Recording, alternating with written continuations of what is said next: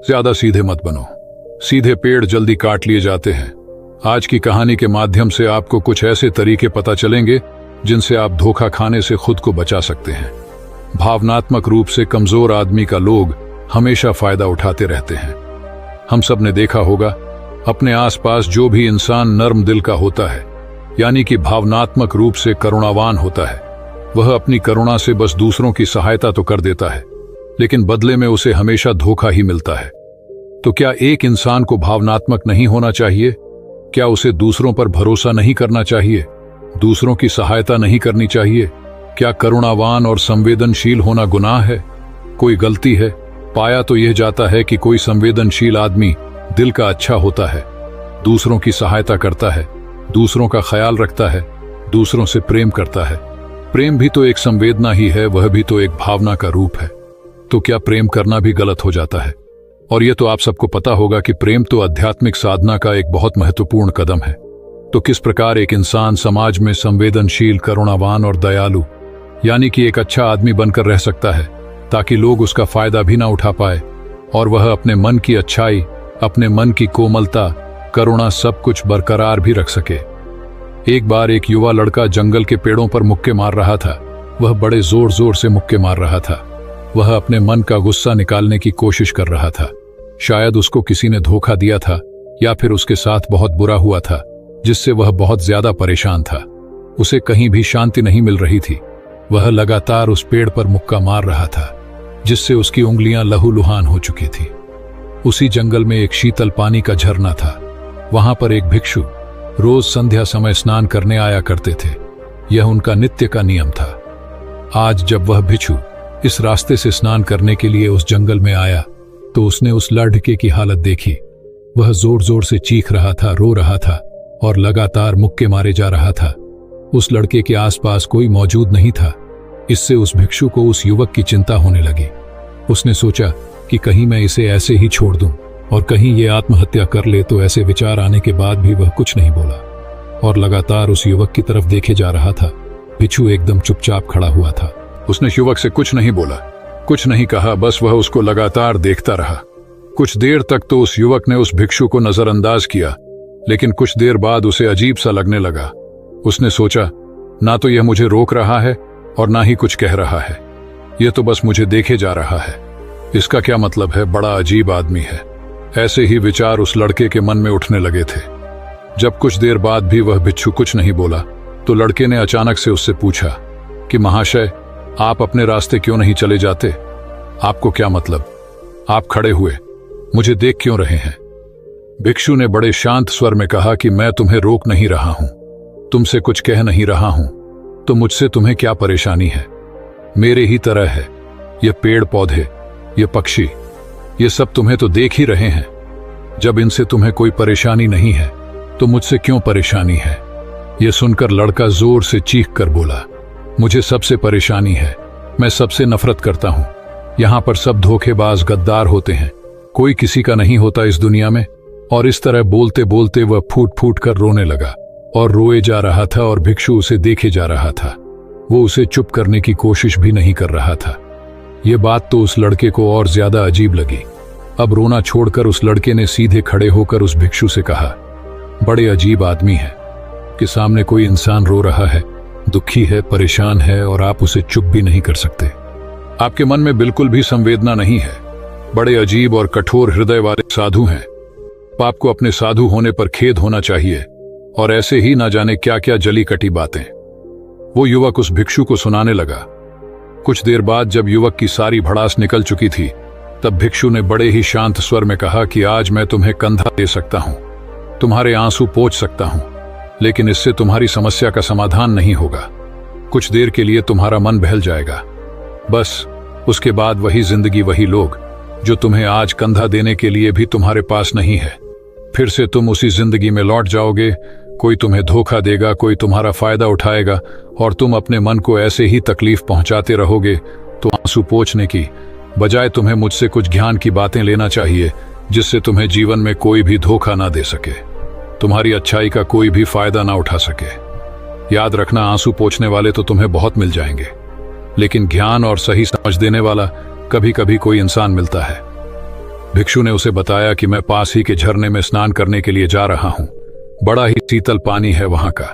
अगर तुम चाहो तो तुम भी मेरे साथ चल सकते हो। यहां पर अकेले परेशान होने से अच्छा है कि तुम झरने की शीतल पानी में स्नान करो, जिससे तुम्हारा दिमाग, मन, मस्तिष्क और तुम्हारा शरीर सब कुछ पवित्र हो जाएगा। यह सुनकर वो लड़का उस भिक्षु के पीछे पीछे चलने लगा। जंगल के बीचों बीच रास्ता झरने की तरफ जाता था। जंगल में सन्नाटा छाया हुआ था। उनके पैरों तले सूखे पत्तों की चरमराने की आवाज पूरे जंगल में गूंज रही थी। आज पूर्णिमा की रात थी और आसमान में चांद अपनी उजली रोशनी उस जंगल में फेंक रहा था। उस रोशनी में दोनों उस झरने की तरफ बढ़ते चले जा रहे थे। रास्ते में चलते चलते उस युवक ने उस भिक्षु से कहा कि महात्मन, आपकी जिंदगी मस्त है। आपको किसी चीज की कोई परेशानी नहीं है।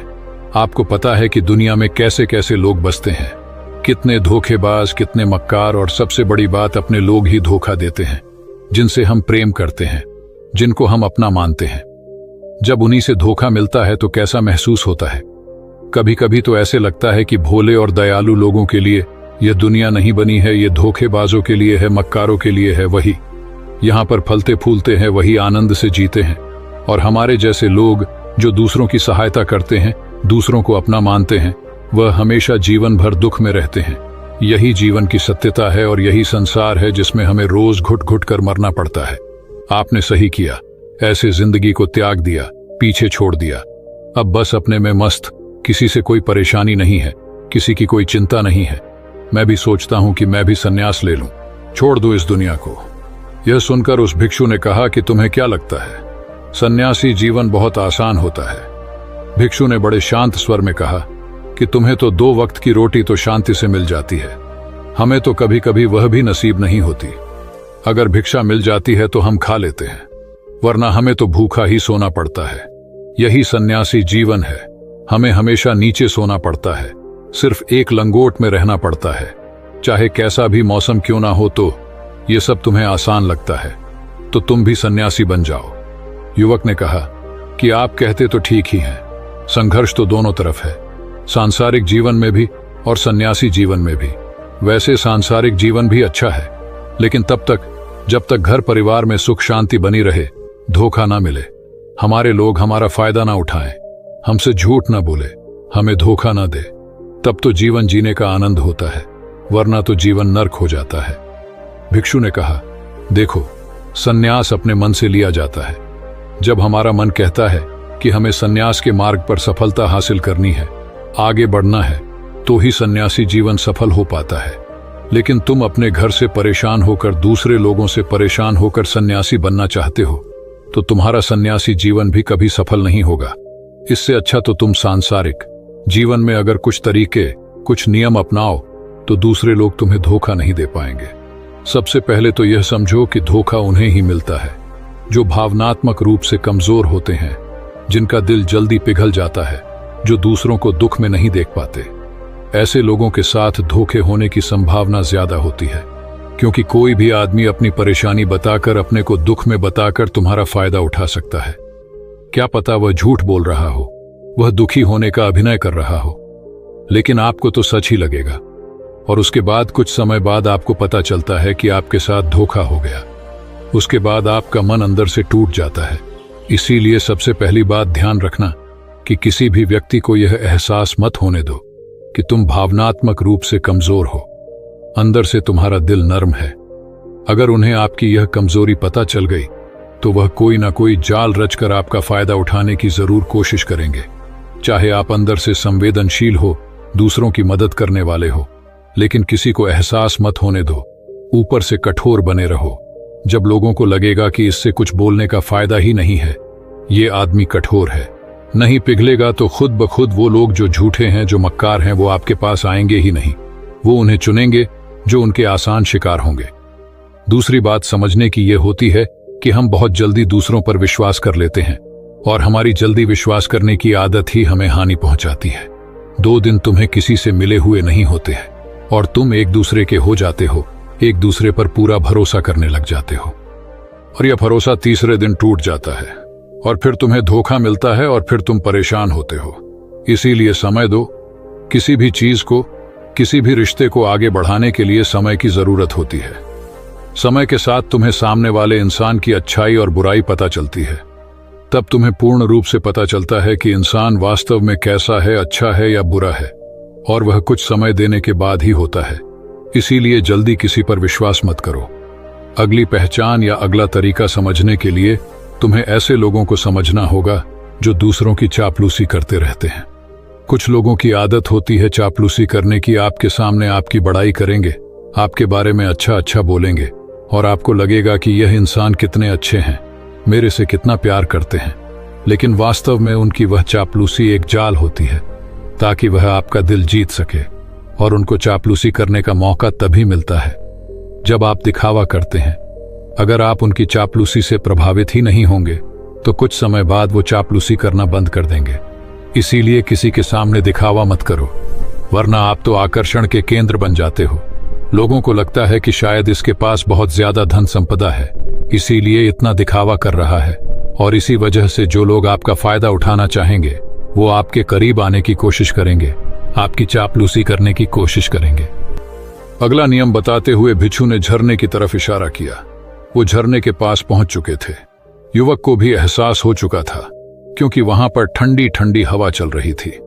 ढलान की तरफ जाते हुए भिक्षु ने कहा कि सांसारिक जीवन में एक बात समझने की यह होती है कि हम जिसकी सहायता कर रहे हैं, चाहे किसी भी रूप में, धन से, शारीरिक रूप से, या जिस भी अवस्था में हम किसी की सहायता कर रहे हैं, तो हमें यह ख्याल रखना चाहिए कि सामने वाला वापस कभी भविष्य में हमारी सहायता करने योग्य है कि नहीं है। अगर किसी को पैसा उधार दे रहे हो तो यह समझो कि उसके पास आय का कोई साधन है कि नहीं है। कल भविष्य में वह तुम्हें वापस कर पाएगा कि नहीं कर पाएगा। अगर वह नहीं करेगा तो तुम्हें तकलीफ होगी, तुम्हें दुख होगा। ऐसे तो इंसान करुणा बस भिखारियों को भी भीख देता है, लेकिन वह गलत नहीं है, क्योंकि जो भी पैसा अपने सामने वाले को दिया है उससे आपके ऊपर कोई ज्यादा प्रभाव नहीं पड़ेगा। अगर वह आपको वापस भी नहीं लौटाएगा तो अगर किसी ऐसे इंसान को पैसा देना है जो कभी वापस नहीं लौटा पाएगा, तो उतना ही देना जिससे तुम्हारे ऊपर ज्यादा दबाव न बने। अगर वो वापस भी न लौटाए तो तुम्हें ज्यादा दुख न पहुंचे। अब तक वो दोनों झरने पर पहुंच चुके थे। दोनों ने अपने कपड़े उतारे और उस झरने के शीतल पानी में कूद पड़े। पानी बहुत ठंडा था। उन दोनों की सारी थकान, सारी उदासी पल भर में ही दूर हो गई। स्नान कर लेने के बाद दोनों एक पेड़ के नीचे उस झरने के सामने बैठकर बातें करने लगे। भिक्षु ने उसे आगे समझाते हुए कहा कि शुरुआत में लोगों को नजरअंदाज करना सीखो। जब तुम किसी को शुरुआत में नजरअंदाज करते हो तो जो भी लोग किसी लालच की वजह से तुम्हारे पास प्रभावित हो रहे थे, उनकी छटनी हो जाएगी। जब तुम उनको नजरअंदाज करोगे तब को एक दो बार लोग तुम्हारे पास आने की कोशिश करेंगे। उसके बाद वो तुमसे दूरियां बना लेंगे। और जो आदमी तुम्हारी इंसानियत, तुम्हारी अच्छाई देखकर तुम्हारे पास आएगा, वो नजरअंदाज करने के बावजूद भी तुम्हारे करीब ही बना रहेगा। और यही तो एक सच्चे इंसान की पहचान होती है। जो हमारे अपने होते हैं उनसे हम लड़ भी लेते हैं, झगड़ भी लेते हैं, उसके बावजूद भी वो हमारी बातों का बुरा नहीं मानते हैं। चाहे थोड़े समय के लिए वह हमसे नाराज रहे, लेकिन कुछ समय बाद फिर से हम एक हो जाते हैं। और यही तो घर परिवार का मतलब होता है, यही तो अपनों का मतलब होता है। इसीलिए शुरुआत में अनजान लोगों को नजरअंदाज करना सीखो, इग्नोर करना सीखो, ताकि धोखेबाज, मक्कार लोग तुम्हारे करीब ही ना आ पाएं। अपने इस वार्तालाप को खत्म करते हुए भिक्षु ने अपनी आखिरी बात बताते हुए कहा कि ये आखिरी सीख सबसे ज्यादा महत्वपूर्ण है। सब कुछ होने के बाद भी तुम्हें धोखे मिल सकते हैं, लेकिन तुम अगर अपने आंख और कान और अपना दिमाग खोल कर रखते हो, अगर तुम होश में रहोगे, ध्यान करोगे, तो तुम्हें इंसान की आंखें देखते ही समझ में आ जाएगा कि उसे तुमसे क्या चाहिए। तुम उसकी इच्छा और उसका स्वभाव उसकी आंखों में ही पढ़ सकते हो। लोगों की आंखों में, उनकी वाणी में, उनके स्वभाव में उनका सब कुछ दिखाई देता है। बस हम ही अपनी आंखें मूंद कर रहते हैं। दूसरे लोगों से जानो, उसके रिश्तेदारों से जानो, उसके परिवार वालों से जानो कि वह इंसान कैसा है, दूसरों के साथ उसका व्यवहार कैसा है। उसकी पड़ताल करो। जब किसी पर विश्वास करो, ऐसे ही किसी पर विश्वास मत कर लेना, अपनी पूरी संतुष्टि करना।